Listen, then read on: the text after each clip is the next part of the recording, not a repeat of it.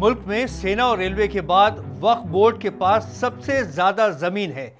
मदरसों के बाद अब यूपी सरकार ने वक्फ बोर्ड के सर्वे का ऐलान किया है। सवाल ये उठता है कि यूपी सरकार के वक्फ संपत्ति के सर्वे कराने के आदेश पर हंगामा क्यों हो रहा है। आखिरकार इस सर्वे के पीछे सरकार की क्या मंशा है। आदाब, मैं हूं आतिर खान। देश की बड़ी खबरें लेकर हम हाजिर हैं। आइए सुनते हैं हेडलाइंस। यूपी में वक्फ जायदादों के सर्वे पर हंगामा। क्या है वक्फ जायदाद और वक्फ बोर्ड। वक्फ जायदादों का नहीं हुआ सही इस्तेमाल। क्या वक्फ बोर्ड के सर्वे का विरोध है मुनासिब। पंजाब में हिंदुओं ने मस्जिद के लिए दी जमीन। अभी उत्तर प्रदेश में मदरसों के सर्वे का काम मुकम्मल हुआ ही था कि योगी सरकार ने एक और बड़ा ऐलान कर दिया। उन्होंने रियासत में वक्फ की जायदादों का सर्वे कराने का हुक्म जारी कर दिया है और जांच मुकम्मल करने के लिए 1 महीने की मुद्दत भी मुकर्रर कर दी है। सरकार के मुताबिक सर्वे कराने की मंशा अवैध कब्जे और जमीन की गैर कानूनी बिक्री पर रोक लगाना है। कायदे कानूनों को नज़रअंदाज करते हुए वक्फ जायदादों पर गैर कानूनी कब्जों के इल्ज़ामात तो लगते रहे हैं। जांच शिया सुन्नी वक्फ बोर्डों की जायदाद की होगी। 1989 में ऐसी जायदादों को रेवेन्यू रिकॉर्ड में दुरुस्त तरीके से दर्ज नहीं किया गया था।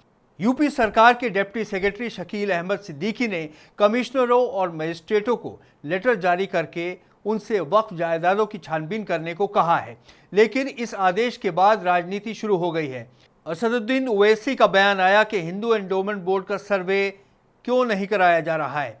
अखिलेश यादव ने भी वक्फ बोर्ड सर्वे का विरोध किया है, लेकिन हमारा मानना है कि अवैध कब्जे को हटाना और गैर कानूनी तरीके से वक्फ की मिल्कियत बेचने पर रोक लगाने पर किसी को भी एतराज़ नहीं होना चाहिए। वक्फ जायदाद, वक्फ बोर्ड और वक्फ इमलाक जैसे लफ्ज़ों का इस्तेमाल अब बहुत दिनों से सुनते चले आ रहे हैं। इस्लाम मज़हब में वक्फ उस जायदाद को कहते हैं जो अल्लाह के नाम पर दान कर दी जाती है या अतिये में दे दी जाती है। अगर एक बार जायदाद को जिसके हक़ में दे दिया गया, उसको मालिक दोबारा वापस लेने का हक़ नहीं रखता। यह अतिया रकम या जायदाद दोनों तरह से हो सकते हैं। इसके अलावा अगर किसी जायदाद का इस्तेमाल किसी मजहबी काम के लिए किया जाता है तो उसे भी वक्फ जायदाद ही समझा जाएगा।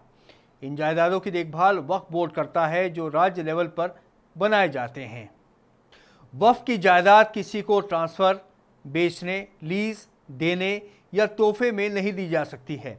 हाँ, अगर 2/3 बोर्ड के मेंबरान इसकी मंजूरी दें तो कानून के दायरे में रहकर ऐसा किया जा सकता है। सरकारी आंकड़ों के मुताबिक मुल्क में एक सेंट्रल वक्फ काउंसिल और 35 रियासती बोर्ड हैं। केंद्र में माइनॉरिटी अफेयर्स मिनिस्टर वक्फ काउंसिल के चेयरमैन होते हैं।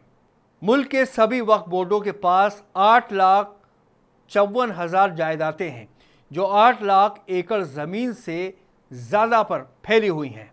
वक्फ बोर्ड का एक चेयरमैन होता है और बोर्ड में रियासती हुकूमत के 1 या 2 नुमाइंदे होते हैं।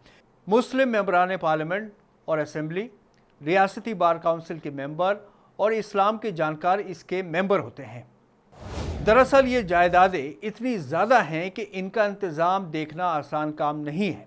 आज़ादी के बाद यानी हिंदुस्तान और पाकिस्तान के बंटवारे के बाद जब मुसलमानों ने सरकार की तवज्जो वक्फ जायदादों की तरफ दिलाई तो मौलाना आज़ाद की लीडरशिप में वक्फ जायदादों का एक्ट 1954 में बनाया गया, लेकिन इसके बारे में कहा जाता है कि वो खामियों से भरपूर था।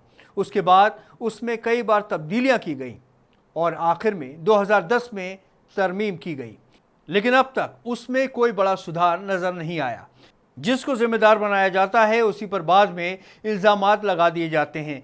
कभी बर्बादियों का जिम्मेदार मुतवल्लियों को बनाया जाता है तो कभी सरकार को इसका जिम्मेदार ठहराया जाता है। आंकड़े बताते हैं कि मौजूदा वक्त में वक्फ जायदादों की कीमत निकाली जाए तो वो 12,000 बिलियन रुपए होगी। अगर इस रकम का 10% हिस्सा मुसलमानों की तालीमी और समाजी ज़रूरतों पर खर्च किया जाए तो सरकारी ख़जाने को हाथ लगाए बगैर मुल्क की तरक्की हो सकती है।